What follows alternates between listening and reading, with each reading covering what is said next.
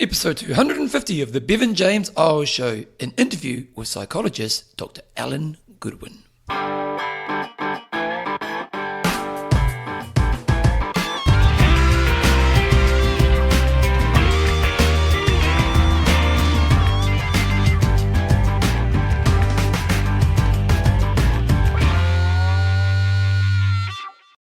Rightio team, welcome along to episode 250 of the Bevan James Eyles Show, your fortnightly podcast on the behaviours that create a lifetime love of fitness so you can get all the benefits that come alongside it.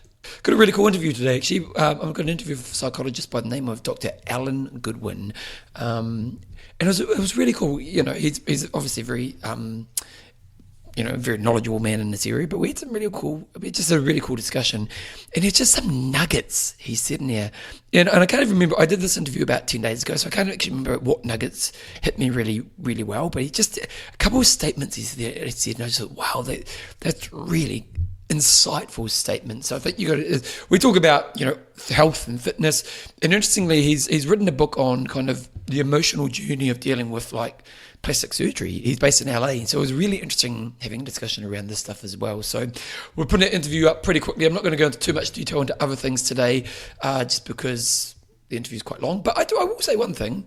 I had another example, and I'm just going to reinforce something I've said many times before. But this morning I was coaching my running group. Got this lovely girl who's joined our group about 6 months ago. Started with our 5K groups, done the program a few times now. It's probably running about 8 to 10K now. And I just got her in a moment of tears. And this is what happens as a coach, especially in movement, or I suppose in all areas if you're a coach, is that sometimes you get people in their vulnerable moment. And I could see she wasn't in a good place. And I just went up to her and said, hey, how are you? And she kind of broke down into tears. And without giving me too much detail, she just expressed that life's really tough right now, and she's got a lot on her plate. She's feeling a lot of pressure, and running just makes her feel more pressure, and it's making her feel that she's failing, and that she's not turning up for sessions because she's failing, and so on and so on and so on. And I did the reflective listening thing. I just took a moment, so I listened to what she was telling me, and then I just kind of communicated back to her, was this what you're experiencing? And if this is what you're experiencing, is this what it's creating? And she said yes. And I said, well, can I give you some advice? And the advice was, and again, I've said this a million times, but it's just really on my mind right now, is right now you need to shift your why for your running. Because right now, you've got a lot on your plate. I think she's studying, so obviously study's pretty full on. You've got a lot on your plate. You've got a lot of pressure in life. And if you put pressure on performance in running right now, in a time when you're mentally fatigued and time precious, your running's not going to be an enjoyable thing. And what's really important right now is you want to keep your running in, because it's actually just about your mental health. Like, it's a great stress relief. It makes you feel good about yourself. It makes you feel you're doing things that are healthy for you.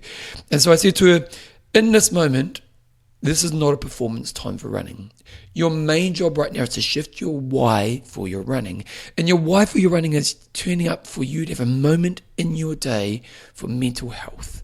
And it was really fascinating, because it's really fascinating when you give good advice, because when you give good advice, you see a shift in a person. Like, it really is true, isn't it? And 2 minutes earlier, I was giving a hug, and just kind of trying to nurture her through a tough moment. And then through showing some understanding and showing some level of trust in me understanding her situation, and then providing advice that connected. Because as I said it to her, you could tell by the end of the conversation, just that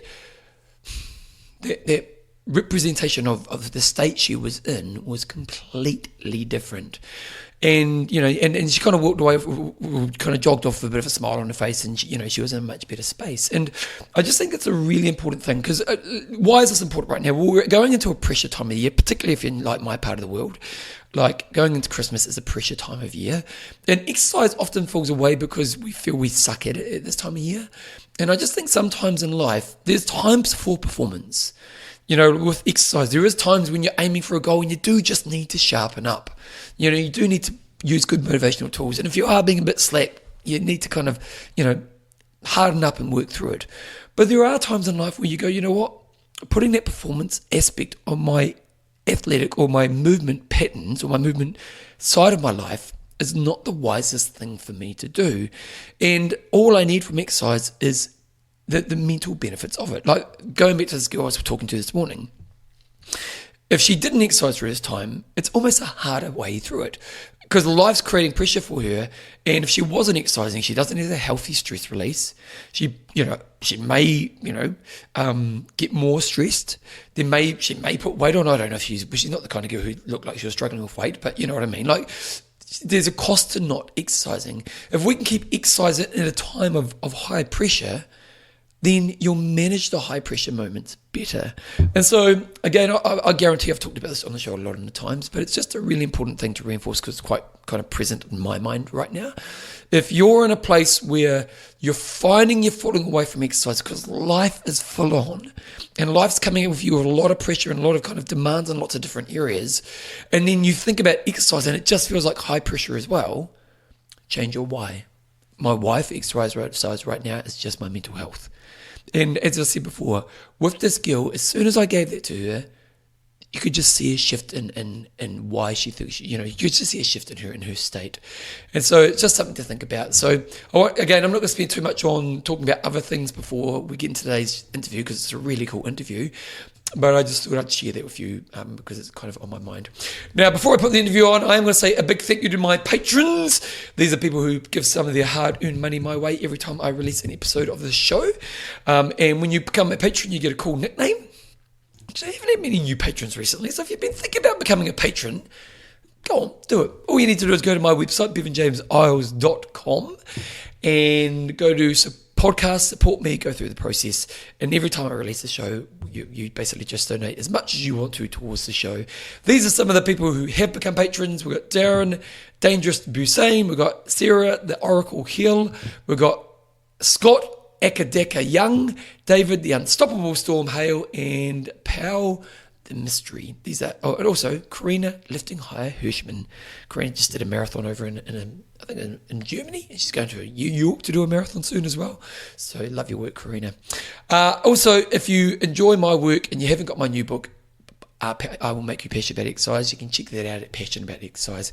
Anyway, let's get into my interview with Dr. Alan Goodwin.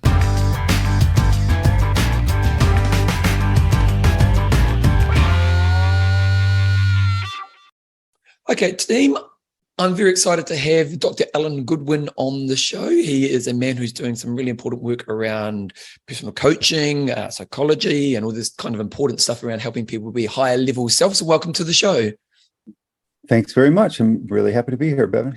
So maybe just give me a bit of your own background. Tell me a bit about yourself. Well, I started out as an attorney.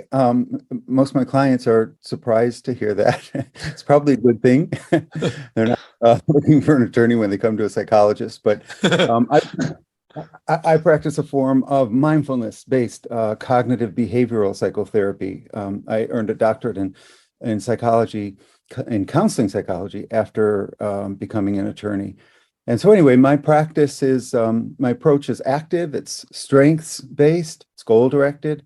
And so we blend warmth and humor with really an examination of the way that a person's thoughts and feelings and behaviors are all causing one another all the time. And you can throw in physical states because those also interact with your thoughts and the way that you're feeling and behaving. And that really is what goal-focused cognitive behavioral therapy is about. Can I ask why the switch in career?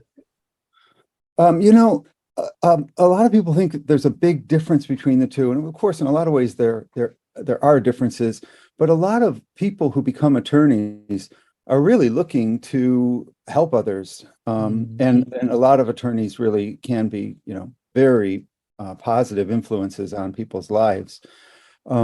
But, as a psychologist, you're doing a very different kind of helping. And the more I practiced, really even in law school, the more I thought about it, the more I was drawn to the idea of directly working with people.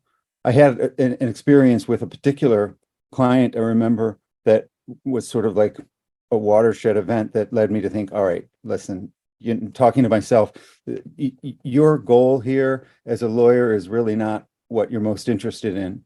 I was much more interested in why this person was still so stuck. in the pain that they were feeling because of a relationship that ended, Okay. that came up in the deposition, than I was in, getting at the facts and the information I needed to get at for the purpose of the deposition. Was that an So interesting moment in your career? Because, you see, it seems like you kind of found the real thing that you wanted to kind of solve in with your career. And, but, you obviously established yourself as a lawyer, you're doing pretty well. Was that a hard moment to make that switch, or was it kind of so obvious you just went down that pathway? yeah, that's a really insightful question. I made the switch very early on in my career. It's insightful that you ask it because there were so many attorneys that I knew who were farther along in their career who sort of, on the side would say, I've got, house payments and obligations for myself and my family. I couldn't make the move, but I would make a move now if I could. And Mm, I'm not saying all attorneys are unhappy with their career, but mm. being early in my career definitely opened up the door in a way that it probably wouldn't have if I'd waited. And that's why I thought I need to move on this if I'm going to do it. Well, it's interesting. I actually worked with a lawyer a few years ago, and she was actually over her career. She's a very successful lawyer, but she was over her career. Um, but she was in this trap of creating the financial burden of staying in her career because she was so dissatisfied in her career. Buying was kind of how she only got satisfaction in life. And she was literally talking about how she hated her career. And then she was just buying this house with millions of dollars, which was basically keeping her in debt in the career. And there was this kind of conflict of what's giving my emotional fulfillment right now, which is ultimately trapping me in a life that I don't necessarily enjoy. It was really interesting. I imagine it happens a lot, or, not, as you said, not all lawyers are unhappy, but I can imagine it happens a lot in industries where you get paid a lot for something that maybe you no longer love. Yeah, I mean, you described it, and people get stuck in certain ways of being that also keep them stuck. Keep them detached from their emotions and from an awareness of what would bring them joy, and really an awareness that it's possible, really. So in your introduction, you talked about the type of kind of treatment or the way you approach the treatment, the people you're working with. So can you give us a bit more detail around the foundation of what that is? Yeah, sure. It's really pretty straightforward. And I say this to clients because it's important for our tools to be simple because changing really isn't simple. That's when it gets complicated. But my job is to make the process very clear. And I try to do that in lots of ways. I hope you'll get a sense of that when we talk. But the broad foundation of the work is the idea that the way that you think, in other words, how you interpret your experiences, the way people treat you, how you behave, your performance level, the way that you think causes certain feelings in you. And certain feelings in you also tend to cause certain interpretations, the way that you think. So they cause each other. And both of those are interacting in a causal way with how you behave.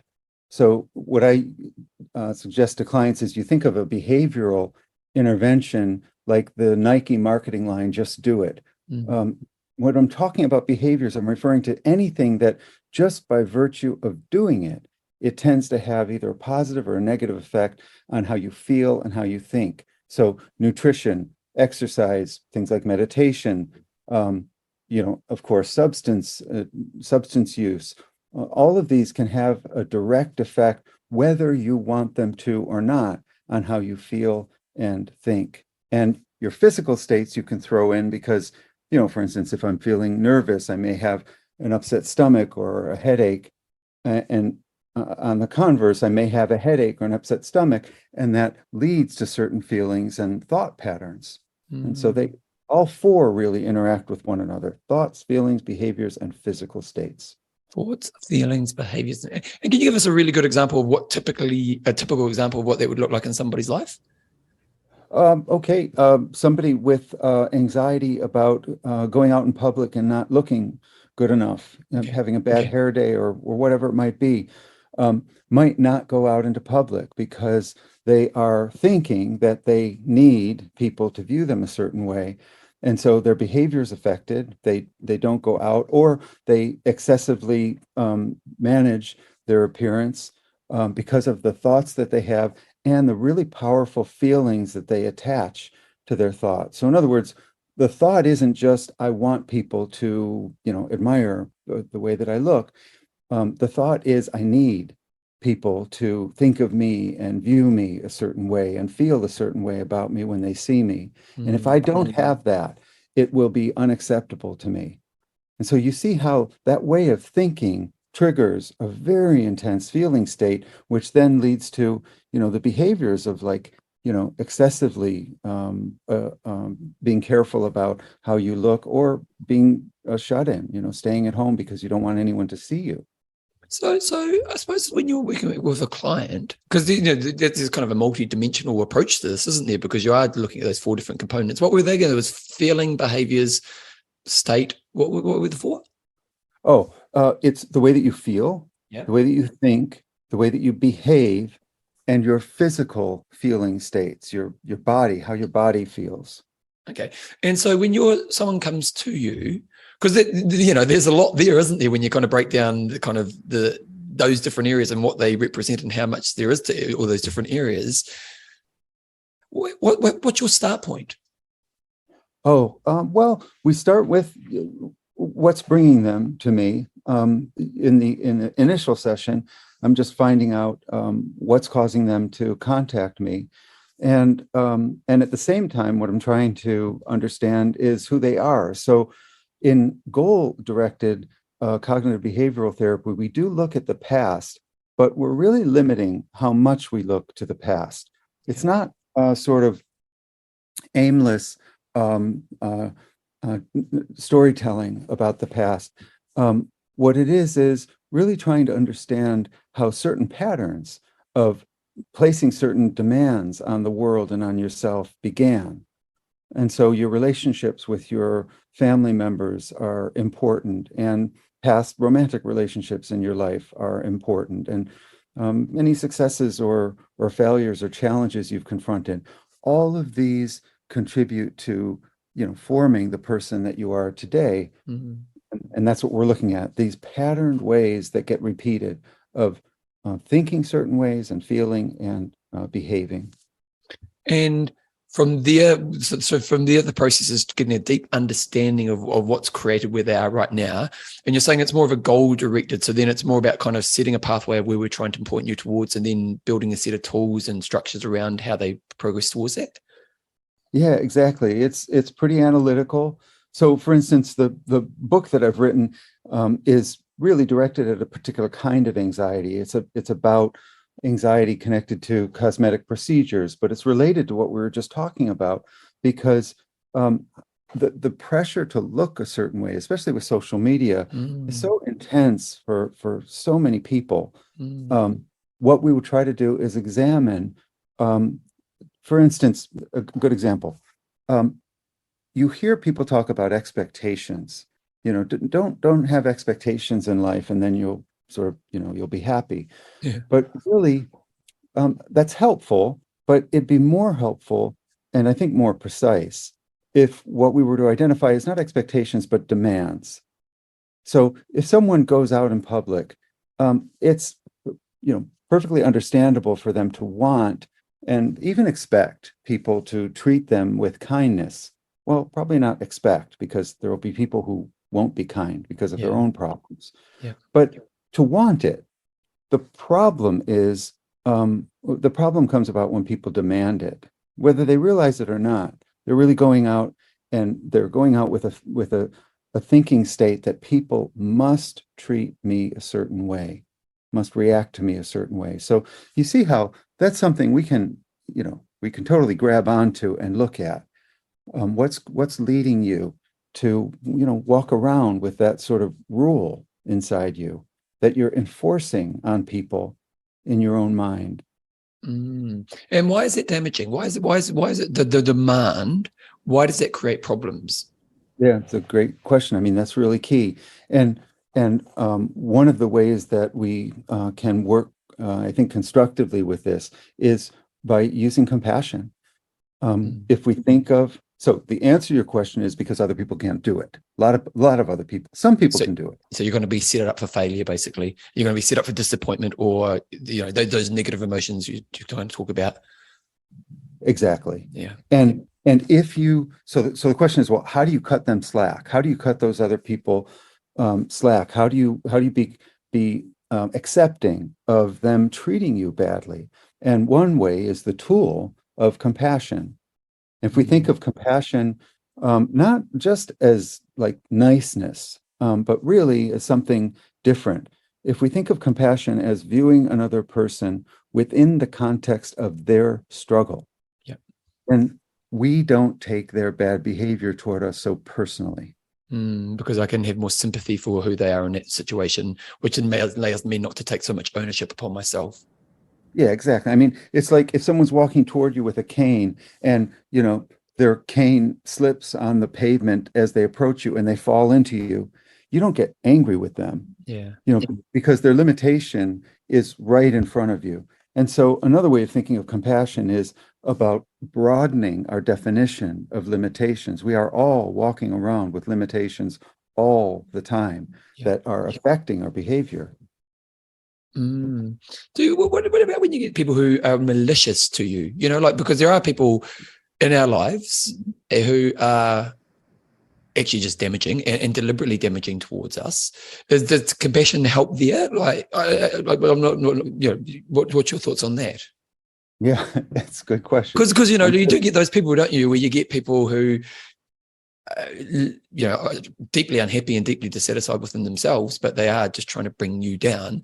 And a lot of people, I often think, a lot of the world's problems could be solved with greater, deeper communication skills and understanding and all this kind of stuff. But a lot of their stress in life is how other people treat them. And so, and sometimes it is just how you're interpreting it and maybe that, that compassion type of thinking. But then sometimes there is someone who is actually just quite a horrible person. And so how do you approach it when it's kind of that level? So, yeah, I mean, that's really key and it's a really important question. So, one thing, not to pick at your words, but I do the same thing. Yeah. And it's illustrative of the issue. They, one thing we can say is they really aren't a horrible person. Okay. They are a horribly unhappy person. Okay. And those people, we are not going to be able to convert, or it's unlikely. And anyway, it's not our job to convert them. And in having compassion for them, that doesn't mean we need to engage with them. We may want to keep away from them. We may want to set limits with them if they're in our lives and maybe cut them out of our lives. It's interesting with that one with family members, isn't it? Because you do get those, and family members can often touch nerves more than anything else. But I've known people over my life who literally have that family member, and they feel their obligation to blood, if you know what I mean. They feel that they should keep their presence in their life, even though it's actually not a good thing for that person. That's quite a hard conflict, isn't it? Yeah. Yeah. And it really raises difficult questions, especially around now. People think a lot in the US about the holidays, and well, I guess everywhere Christmas is celebrated, and getting together with family and having political discussions and all sorts of situations where really ugly interactions can happen, and what you do about that. And when do you cut someone out of your life who's a family member? That's a much more difficult question.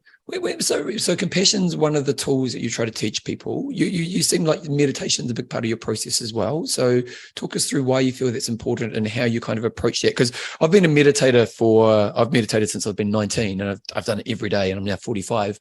And it's one of those things that I think everyone understands that would bring value to their life, but the application is really hard for people to do. And so, actually did the habit of doing it day in, day out. So why do you feel it's an important part of this progression of taking someone to move forward? And how do you help people to actually get into that kind of long-term habit of doing it? Okay, so great. So mindfulness is key. And you can hear from what we've been talking about so far, we can describe what we've been doing as being mindful of Mm. how we're experiencing other people and ourselves in the world, right? So Mm. the way someone is treating me, I can be mindful of that. I can also be, mindful, in other words, aware of how I'm reacting to it, what I'm demanding of that other person. I can see them as really struggling and causing them to behave really badly, and I can still detach from them. And meditation is a really powerful tool. The problem is, it's usually thought of as a tool for relaxation. Yeah. And the reason I say that's a problem is because it causes people to undervalue it. The way that I encourage clients to think about meditation, and the reason that I would talk with them about it, is not first because it's an opportunity for them to stop and relax, because it's oftentimes not relaxing for people. They feel like they're failing at it Mm. because their mind is so active. And it's very often people will say, I'm not one of those people who can meditate. I've got too active a mind. And what they're misunderstanding is that, what they have is a human mind. The human mind is really active. And Mm. what we're doing in meditating first is not relaxing. The first thing we're doing is staying present with ourselves, with our active mind, which means all of our perceptions, the reactions that I'm having to the things I'm hearing and seeing and smelling and feeling and tasting in that moment, and thinking, all of the thoughts that I'm having. So if you are meditating, what you're trying to do is be mindful, in other words, be aware of all of that, because meditation is a practice of staying. It's about staying with all of it. Mm. There's a joke. What did the Zen monk say to the hot dog salesman? Make me one with everything. Okay, nice. Yeah. So, the idea is, of course, the Zen monk wouldn't order the hot dog. Maybe, Put aside. But it's about being part of all of it, all of whatever you're seeing, hearing, thinking, feeling. And the problem that we're working on combating when we meditate is our tendency to reject the things that we don't want in our presence. So you feel So this is really important because it helps us to have a greater awareness of actually what we're facing right now. yeah, I mean, that's the same thing you're going to have at the dinner table with your uncle, who's always, provocative and obnoxious and starting fights. Mm. You know, you don't want him to be saying the things that he says, but somehow you've got to integrate that into your, existence. That's what we're practicing when we meditate. And if you do it long enough, you probably experienced this. The objective is ultimately to get to a point where you do feel more calm and relaxed, because you are coexisting in a more friendly way with all the things around you, the things you like and the things you really don't like. Yeah, it's interesting that we had earthquakes here in Christchurch about 12 years ago. And a good friend of mine was a manager of a company that I was working with at the time. And she said she's phoned about 50 people at that time, just because she was a caring manager. And she said I was the only one who seemed calm and relaxed through the experience. Now, like it was just really interesting. And she actually learned the way that I meditate about 5 years later. And she said once she learned that, she kind of understood maybe why I was able to be in that place. Now, I'm not far from perfect, but I definitely feel that kind of equilibrium of self and that kind of awareness of how to be healthy as an overall being it's a big tool in my life for sure. Yeah, I'm not surprised. It's complicated, this stuff we're talking about, because there are also individual differences. And, one of the things that we wind up talking about in psychotherapy is, sort of type A or type B personality type. Mm. More intense people oftentimes feel like they're especially not, the type person who can benefit from meditation. And I think it's important to um, to help those people see that they don't have to become, you know, uh, Yeah, a the Dalai quiet. Lama. I'm sorry. Like the Dalai Lama, or different personality is kind of what you're saying, isn't it? Yeah, right, Yeah, right. yeah. You will evolve, but that doesn't mean you're going to evolve into a different type of person. So you talk about compassion, you talk about the kind of the value of the meditation, that mindfulness, which creates better awareness so we can make better choices. What other kind of tools are really important in helping people progress around these areas? Well, self-compassion is related to compassion. And so having some patience and willingness to look at yourself and to see that change requires a process. It requires really understanding why these patterns keep re-emerging. And so, we use metaphors and anything that will help explain what this person's struggle is. And so I would say patience with themselves in the process is really important. That's often the biggest problem in any change journey, but isn't it? Is that kind of needing it now and the urgency of trying to get it now. Like the weight loss journey is the obvious example. Is everyone's looking for the quick fix, whereas realistically, to create long-term sustainable weight loss is a journey, and it's that kind of we work against ourselves, don't we? Yeah, there's no question about it. And it's a great example, with weight loss. Oftentimes people would expect that what we're going to do is that I'm going to be working with them on calorie counting.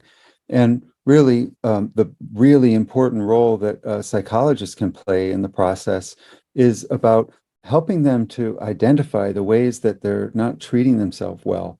Yeah. I think it's really helpful to see that, weight loss is so difficult because food is different than other drugs, of course, because we don't have to take other drugs. Yeah. And you have to eat so often.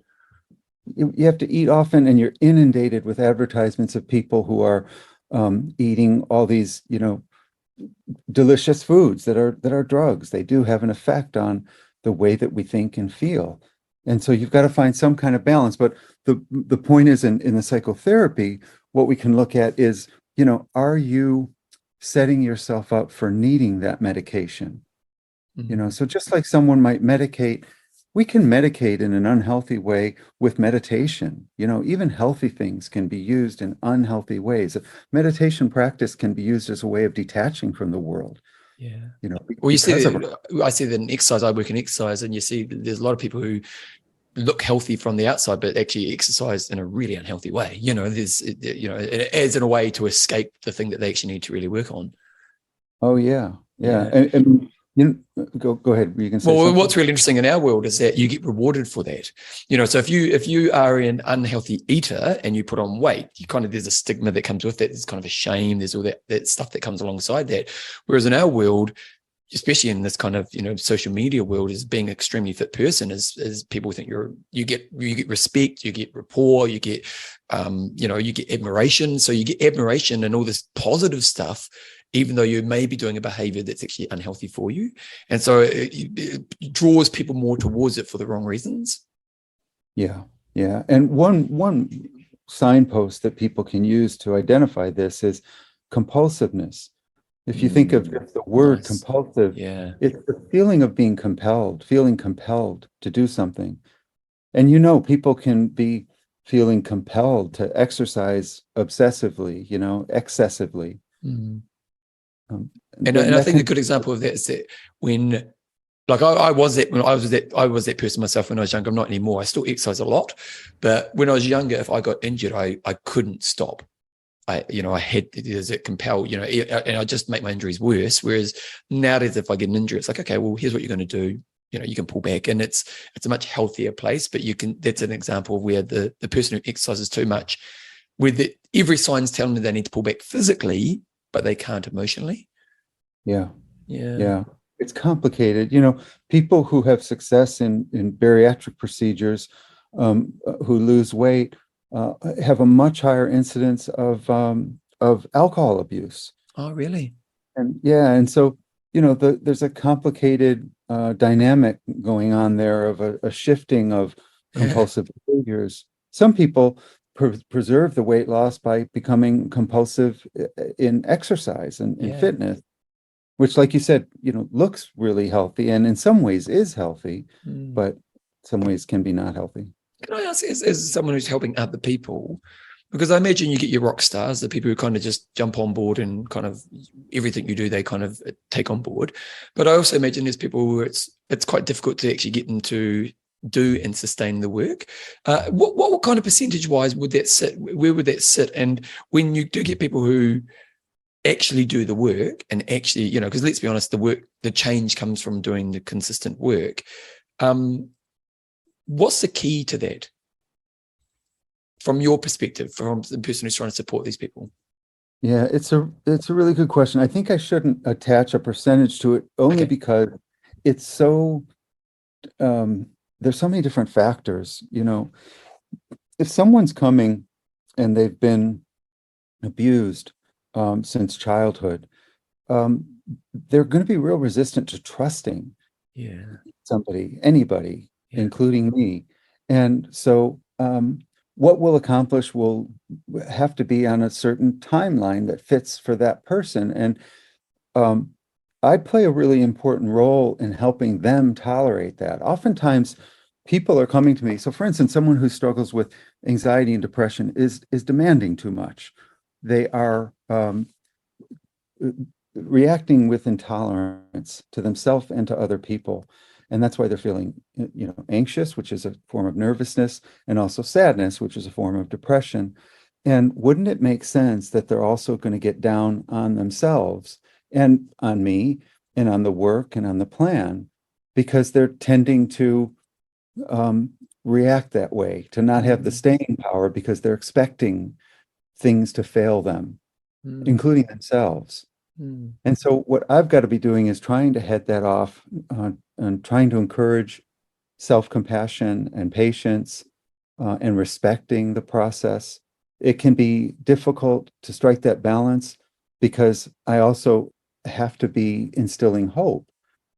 And so the cheerfulness you might hear and the sort of encouragement you might hear that there's a plan, that you can do this, that it's achievable, can have a kind of an opposite impact on some people. They can feel like, I'm too pressured because they are fearing that they're going to fail.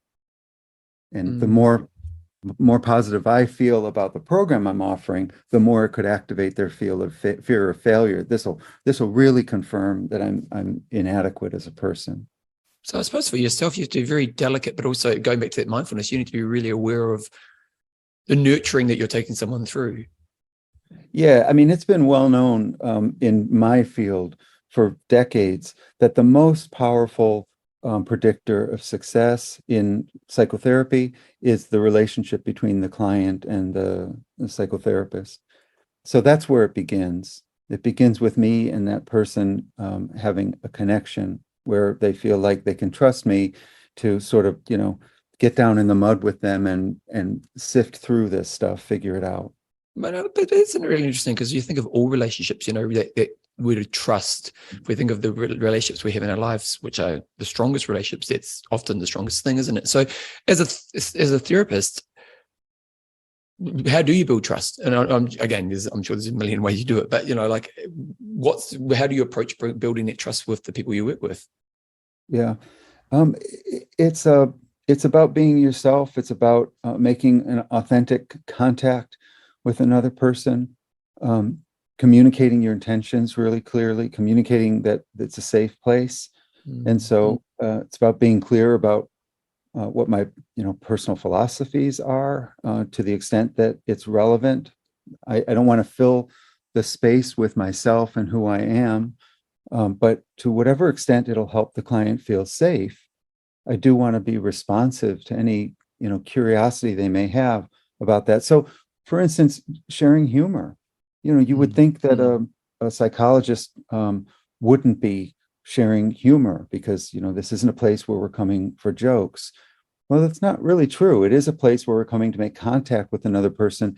And one of the ways that you cope with the stresses of life is by maintaining a certain balance, remembering that, stresses are part of life, but so is pleasure. And we can model that in the therapy room. So yeah, we don't want to be spending the hour just, joking around, but we do want to find humor in things because it models a way of living. Can I ask on a personal level then, because it's, your job is a very important role and it's a lot of giving. So how do you look after yourself?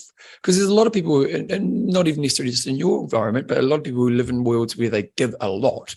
And sometimes that can actually be their biggest problem. But how do you actually look after yourself because you are kind of giving a lot of yourself to helping other people? It's an important part of the training and the ongoing coping. You have to make time for play. Just like I tell clients, we have to get a way to remember our perspective. And so finding my own joy, being physically, exercising, getting out in nature is important. And play with other people, with having people in my life that I enjoy spending time with and things that I enjoy doing. Those are really important. I mean, for me, art is important also. And so just trying to be a whole person, but it can be difficult. Through COVID, it was very helpful to normalize the anxiety with people. And I continue to do that. Anxiety is something we're supposed to feel. And there are a lot of things around us that are threatening. That's really what anxiety is. It's a sense of threat. Mm. It protects us from threats in the environment. And in our modern age, we're not worried about a bear coming and attacking us. Usually, we're worried about COVID or losing our job or the things that we worry about. But the key, by the way, with regard to anxiety, isn't exactly that the bear is going to come and find me in my cave. It's that the bear is going to come and find me in my cave, and I won't be able to cope with that. Yeah. Okay. So the key in anxiety treatment is about focusing on coping. And yeah, I have to maintain that for myself and my own life too. I do the same work on myself that I do with clients. So it's that in the situation that I'm facing that creates anxiety is learning to put the tools, and basically going back to trust, really, isn't it? To trust that if that situation were to present itself, I would know how to deal with it. Yeah, there are two questions I encourage clients to think about with regard to anxiety. The first is, what's the likelihood that the thing will happen? Nice. Because what we know from research is we way overestimate the likelihood that a bad thing will happen. Yeah. And for people with anxiety disorders, the percentage is crazy high. It's like over 90% of the things Wow. that they worry about never happen. Wow. And so that's the first thing. What's the likelihood the thing will happen? And the second thing is what you said. If it does happen, how am I going to be able to cope? And so recognizing that there are ways to cope with these things. And like I said, I think it's very powerful for psychologists to be modeling that. Before I became a psychologist, I always thought that one thing that wasn't helpful about a lot of mental health professionals is they give this impression that they could never have the problems that they talk with people about. And it just is not true. We struggle. We have human struggles, and Yeah. many of us see our own therapists. I mean, it's typical that a psychologist at some point is going to be consulting their own psychologist, just because it's really valuable to have a different person rooting around in your head with you. Can I ask so you said you've written a book. What's the name of your book? Oh, thanks. It's Saving Face Without Losing Your Mind, Bringing Mindfulness to Your Cosmetic Procedure. So what why did you want to write this book? Tell me the background of the influence on doing the book. I work in LA. Not only is there a lot of pressure to look a certain way, and clients will be talking about that all the time, but there are also stresses that people encounter when they're deciding if they want to have a doctor help them, a physician help them with certain appearance goals that they have. And so people have come to me to talk about, whether they're thinking of having a facelift or something done to some part of their face or their body. Liposuction is really pretty common. And how we make those decisions in a healthy way, whether to have the procedure and then how to cope with the procedure is a big part of it. There's a lot of anxiety if you're going to have a cosmetic procedure, because one reason is the outcome is always to some extent uncertain, because it's to some Yeah. extent always subjective. Yep. Yeah. Well, can you talk to like I work in fitness, so I kind of get the image thing. You talk about LA, and I totally get it's a Hollywood kind of environment. Is it that much of a pressure? Is it quite a huge pressure? There's kind of neediness for or kind of pressure to have a certain kind of look, or at least a level of look. Is that something that's really kind of in people's mind? I don't think there's any question that there is. I mean, when I have friends or family visit, it's it's typical that at some point they'll say, wow, the people here just really do look different.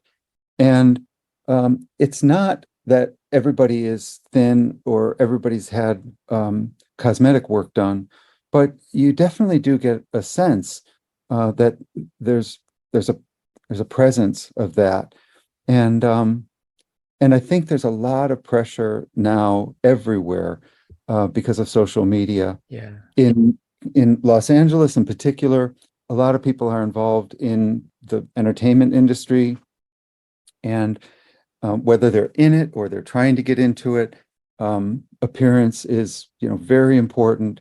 An important part of my book is where I cite some research out of Scandinavia involving older people who, um,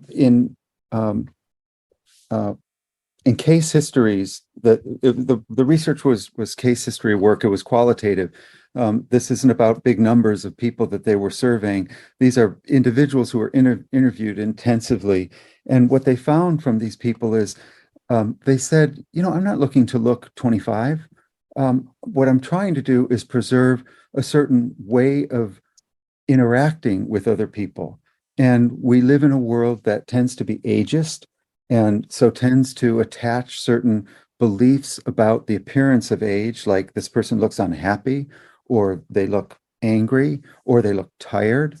And because of that, job opportunities may be impacted, and social opportunities may be impacted. And so I thought that was one of the things that really pushed me to write the book, that a lot of the people that I've interacted with in therapy, and also the people cited in this research, we're not talking about wanting to look 25 when they were, 60. Yeah. They were just trying to remain relevant and active. But it is interesting that, and I'm sure they develop themselves in more than one way. But is that how they see the main solution? Well, yeah, that's a really important piece. Of course, we don't want other people's opinions of us to be determinative of how we treat our body. And yet, I wanted to write the book because I suspect, I am only, suspecting here, I've never read anything about this, but my suspicion is that a lot of psychologists like me would feel disinclined to write the book that I wrote, because they would feel like they don't want to appear to be encouraging it. Yeah. My feeling about it is, my purpose in writing it is that I'm respecting what people are choosing to do with their body, because they've made an assessment of how the way that they appear has an effect on the life that they are living. And I think it's important to respect people's decisions that way. So in the therapy, we examine it, we look at it carefully, and I may help them to alter some of the plans that they've made, maybe. But oftentimes it's about finding a way to come to an acceptance of what they're doing, and develop some healthy, or nurture the healthy beliefs that they have about it. Mm. What about when we think of the youth, or the youth, when we think about the younger generation, the teens and the early 20s, who probably feel more pressure around this stuff because of the amount of social media they face nowadays and the expectation that brings into their life. If you were to talk to parents right now about how do you help your children manage this part of life, which they're probably the real first generation that's facing it in a much more extreme way, What would be the advice that you'd give in this area? It's a really good question. In talking about who this book is directed at with other people involved in the process of publishing this book, um, you know, the, what people would tell me is, well, this is mainly a book for old people, right? Mm. And the fact is, there's plenty of research coming out these days, looking at how many young people, even recently in Singapore, I was reading an article about um, the issue of liposuction, especially, but other cosmetic procedures in teenagers. Wow. And so it really raises complicated questions. When is it right to begin doing this work? But the answer, one answer is definitely that people are doing it. People are choosing to do it, again, even in their teens, but it's really pretty common for influencers in their 20s and 30s to be making decisions to change certain aspects of the way that they look. Some very famous people, in writing the book, I interviewed cosmetic surgeons just to get more background. And I learned a lot about the subtle work that celebrities, again, in their 20s and 30s, affect their appearance, their faces in particular, but also liposuction is, very common, as I said. So what advice would I give to a parent? I think you have to be careful with this stuff. You have to be, I would suggest that it'd be good for that teenager to talk with a mental health professional to examine what's happening that's causing them to want to change a part of themselves. This gets very complicated and very political and very controversial these Mm. days around the trans issue. Yeah. Um, uh, so you can imagine it's about, again, compassion, self-compassion, mindfulness, just trying to take a breath and examine the plan and examine what's motivating the desire. Mm. We live in interesting times, don't we? Like it's funny, you talk about the kind of the tension in America right now a little bit earlier with the family stuff. And it's interesting watching from a Kiwi's perspective, kind of seeing just the delicate nature certain people are, the tightrope is almost people have to walk down right now. It's almost that takes up so much of our presence and how we have to live our life. And it's, I always think, what's the best use of your mind space, and, it can definitely be pretty challenging for a lot of people out there right now, isn't it? Yeah, it really is. And it is what I think of when I think of what you said. It's an interesting time. I think of the contradictions, there's so much pressure, I think in part because of social media, to not make a mistake, to not misstep, to not seem bigoted or prejudiced in some way.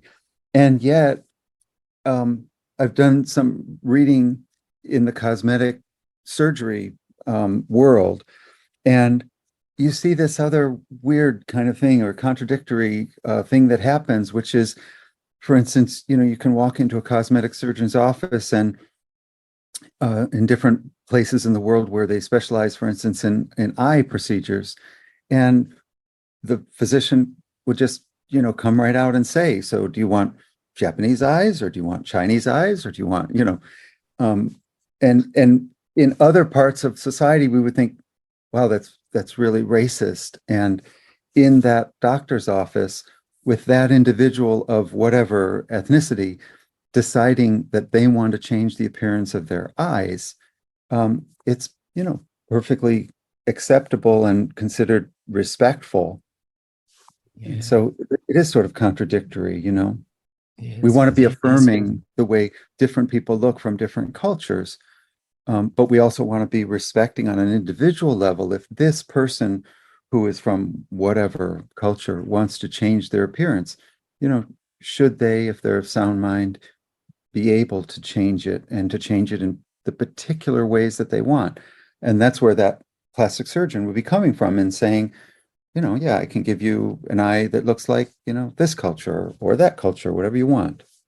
Yeah, well, yeah, again, we live in fascinating times, don't we? Hey, so if people want to get your book or people want to follow you or work with you, where do they go? Thanks. So it's DR for doctor, and then Alan Goodwin on TikTok and Instagram and YouTube.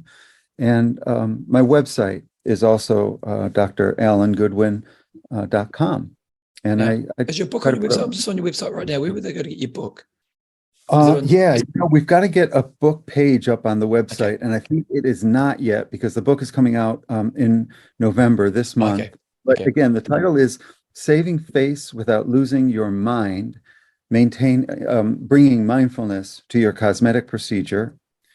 And it'll be most likely in the middle of November is when it's going to come out. And it really is directed at coping with all sorts of changes in life. There's a heavy mindfulness component, and I talk a lot in the book about how we use therapy. The context is for coping with all of the stresses that surround deciding on a cosmetic procedure. But really, I intended the book to be a tool for anybody who is, wrestling with the realities of change. And so the people who have read it have said, really, I learned a lot about psychotherapy in the book. And I was really glad to hear that. I meant to communicate that. I've got a question for you. I've got a client I work with who's obese, and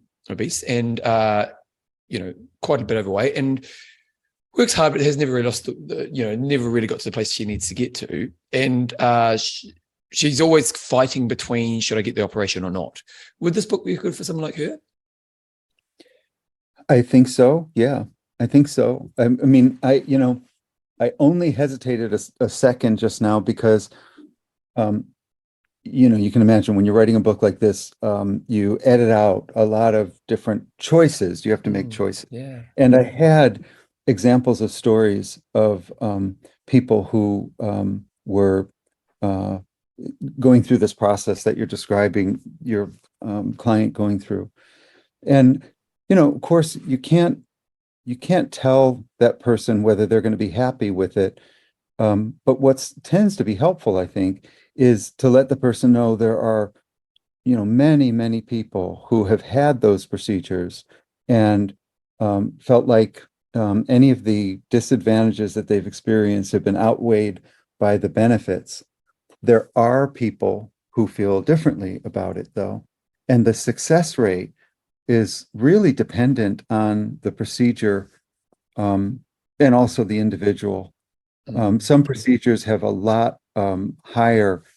I think they look at 5-year success rates because most people lose a bunch of weight soon after the procedure. But the question is, 3 and 4 and 5 years later, is it maintained?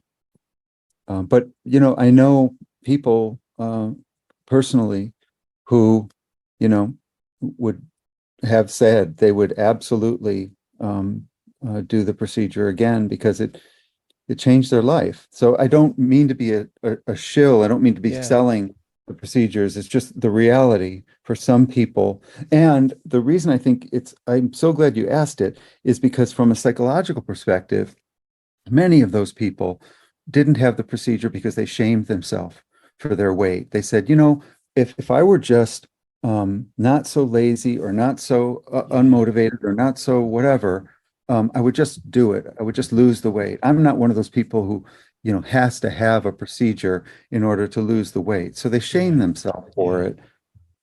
What's also interesting as well, I have worked with a couple of people who have had the operation, and luckily for them, because you talked earlier about how sometimes it can lead to them just going to alcohol or actually just using another negative way or a damaging way to kind of deal with the thing that they really need to be dealing with.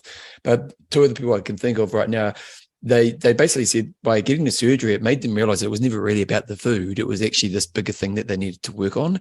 One of the girls had lost a baby, pretty young, maybe I can't remember exactly the age, but they lost a child very young, and she just had never dealt with that.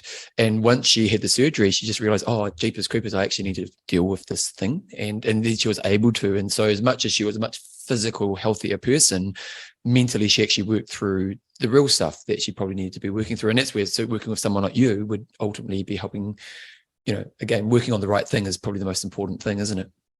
I think so. I mean, if what I say to people is I think it's helpful to look at food like any other compulsive behavior if it's a problem. If you think about it, whether it's gambling or sex or a drug or food or anything that you do compulsively, there's a trip component to it. They are all trippy. In other words, they're all sort of taking us away, like Okay, going nice. on the Okay. trip. Okay. So it's And an not escape kind of thing. Yeah, I Yeah. don't use escape. I use leave because escape tends to activate people's um, sense of being um, criticized Okay. as, cowardly, Yep. But we leave, we go on a trip to get away. And, of course, anytime you go somewhere like to that place where, you go when you eat a jelly donut or when you take the drug of choice or when you gamble and you're real excited, you're leaving somewhere. And so in the Mm. therapy, what we're looking at is, what were you leaving? And what you gave is a really good example of it. That pain that can be nascent and not even looked at because it's, clouded over by, not staying present enough to be willing to look at it. It's funny you say this because I play in a band, and we had our album release party a couple months ago, and there's a guy who's been really supportive of our band. He's kind of come to every one of our gigs, and I'm pretty sure he's a pretty high drug user and a big drinker. And he just stands there, and there's just no presence. There's no life, And I know him to say hello to. I don't know him that well, but I just thought, wow, there's that kind of idea of taking a trip is like he's so disconnected from his life because he's so using these stimulants just to kind of exist. And it was like, I can't be too judgmental. I don't know the guy, but it was just a presence. Because I don't really hang around. I'm in fitness. You don't really hang around druggies and stuff like that. So, yeah, and I think I have a drug history, so I was probably that guy when I was younger. But just this presence of him was just as someone who's actually not even present in any way, shape, or form in his life. It was just as you were talking about that, he kind of came to my mind. Yeah, and you're also not totally present with yourself, right? Yeah, You're getting, yeah. you're leaving. If I leave right now, I'm not only leaving you, I'm leaving my experience of being with you, me with you. And Mm, so there's a rejection of you, there's a rejection of me, there's a rejection of me and you. yeah, wow. So all that stuff can be unpacked if the therapy's effective. Here's the problem. What about the cost? Because like for someone like you, I'm sure you charge a fair amount, and I'm sure you're brilliant at what you do. But for unfortunately a lot of people who don't have the resource, what about people like that? Yeah, it's really unfortunate. Different societies, I think fund this service Yeah. differently. I mean, part of my practice is a Medicare practice, and so Okay. um, I I I love that. I see people who are on Medicare because of disability or because of age, and it's a whole different kind of population I get to work with. But yeah, well, I think a good thing to say to encourage people is um, no psychologist is going to be helpful to everyone that they meet. It's always to some extent about, a chemical compound. I am a chemical, you're a chemical. When we mix, we're going to create something, and either it will be, a positive thing or it won't be a constructive thing. And and so you can find those chemicals that you combine with in a really positive way in trainees. If you go to a clinic and people are training, they're supervised and they may be, very, they may have great raw talent and they may have great supervisory help. And you may get, really super effective psychotherapy. And on the other hand, you may meet with someone who's really experienced and it won't be, uh, uh, successful connection. So it's always, to some extent, uncertain. But so you have to be open to, sort of shopping. But in terms of cost, I would just want to encourage people to be open to working with, whoever you can find, because you never know where you're going to find that person who's really going to be a great resource for you. And I think there's one other thing on top of that as well, is that kind of idea of shopping, because some people have one bad experience with someone that, a therapist or something who's trying to help them, and they close the door to the idea of that they could help. And it's like all things, not every shoe is going to fit every foot. And so it's that kind of thing that do shop around, do kind of spend some time trying to find a good fit for you, because, not everyone's going to be perfect, are they? Yeah, definitely. I mean, it's our theoretical orientation is what we call it. And it's a function of our personality, but also of, our philosophy as a professional, what kind of work we do. And yeah, there's an infinite number of options once you start looking for professionals. And also, there isn't only one way that's going to work for you.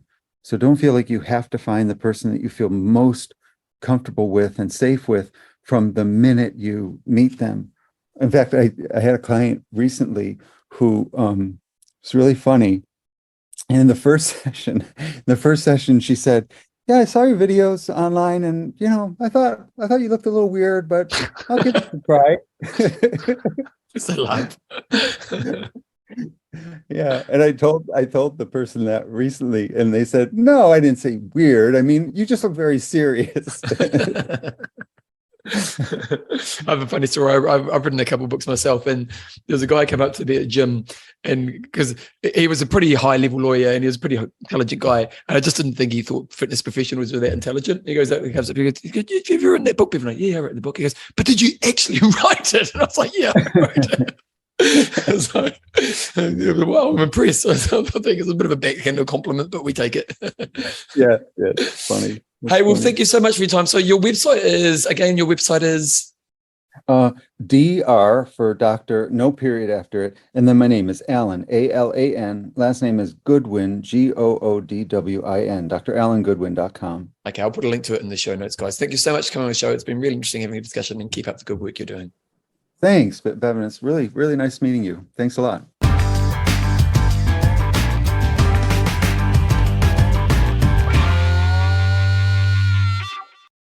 I really enjoyed that interview. I really enjoyed talking to Alan. As I was saying before the interview, there were just some nuggets that he said that I really connected with. So if you want to find out about Alan, you can go to his website, dralangoodwin.com. I'll put a link to it in the show note. He has actually put on his website now his new book. It's called Saving Face Without Losing Your Mind, Bringing Mindfulness to a Cosmetic Procedure, which is really interesting. I don't live in a place where that's a big thing. Like, don't get me wrong, it kind of happens everywhere in the world, but he talked about being in LA and how there's that kind of pressure of image, which is a really interesting thing to think about. And let's be honest, it's become more prevalent in today's world, because we have options on how we can change and I suppose influence our look. And I don't have any really judgment on that. I think it's your life. You're an adult. You can do what you want to do with your own body and face and stuff like this. But yeah, it's just really interesting stuff. So you can check out a new book on there as well. So Dr. Alan Goodwin, thank you very much for coming on the show. That's pretty much today's show done and dusted. Again, if you want to become a patron of my show, go to bevanjameseyles.com, click on podcast, go to support me, go through the process of becoming a patron. Secondly, my book, I Will Make You Passionate About Exercise. You can get that at passionaboutexercise.com. One thing I don't promote on this is my course, and I'm tripling the price of my course. The course is basically, so on the book is kind of like, here's a journey, and here's the steps you take, and here's what you need to do along the journey. And you can definitely, like, the book's great, don't get me wrong, but it's a self-guided journey if you want to do it with the book. But what I wanted to do is also do a course that goes on top of that. So it's a course, basically, it's like, I designed it to be like a weekly mentoring. So basically each week you get like a 20 to 30 minute video with me. Now it's automated, where I guide you through all the baby steps in the book. So it's a much more handheld process through that journey of the baby steps in my book. And I've been getting some feedback from some people who have bought the course, and they're saying it's really great. I got some feedback from a lady the other day. She was saying it's teaching her so much, not just about the exercise journey, but just she's learning so much about her life through these journeys. Because basically, I think one of the biggest problems in people's lives is they just don't work on themselves. And in doing this book, the book's basically this pathway and this guide, and the course is kind of me guiding you. And one thing I try to set up on the course is this idea of your weekly meeting. Is that kind of each week you're going to sit down, you're going to watch a video of Bevan, you're going to think about the next 7 days, you're going to take the steps in the next 7 days, which is building that framework of a love of exercise. And she was just saying that the lessons I teach in this obviously are focused around exercise, but she's actually learning so much about how she can apply it to all areas of her life. Now, I'm actually putting the price, so currently, if I go to the website right now, passionaboutexercise.com, currently, if you want to get the course is currently, you can do a one-off payment, or you can do kind of different payments. So you can do like a 10 weekly payments, or 4 monthly payments. So it's basically $400 New Zealand. So like if you're in America, it's like $250 New Zealand dollars. 10 payments of 470, sorry. So it's basically like $80 more if you do a weekly payment, or for monthly payments of $417. We're actually tripling the price really soon. So it's actually going up to around about $1,100. And I'm going to be, and I'm not trying to do this to create urgency. We are just doing it because the demand's good enough for us to put the price up, which is really good. But if you want to get it now, if you're listening to this right now, you might be listening to this into the future, but if you want to get it right now at the cheaper rate, it's kind of going to be within the next 7 days I'm going to be doing this. So I kind of think, here's what I'll do. I'll make a promise that I'm not going to put the price up. What's the date today? The date today is the 14th. This will be released on the 14th. I won't put the price up on the course until the 23rd of November. There we go. So if you want to get my course, basically it's me guiding you, weekly videos, so much more than just that as well. Go to passionaboutexercise.com and you'll see at the top of the page, you go get the course. Go through there and you'll see all the different modules that I have on the course and what you're going to be learning each step of the way. And then also check out the bonuses, because I've got like interview series, I've got motivational strategies. You get the audiobook version of my book. There's also a Facebook group, so I jump on that as well. So if you want to get my course, seriously, you need to do it now, because it's never going to be any cheaper than what it is right now. Anyway, that's pretty much it. The other thing you can do if you want to support my show is go on your podcatcher and give some feedback on the show. Give it a review. Anyway, that's me for this week. I'll be back in a couple of weeks from now for your next episode of my show. And as always, keep being you.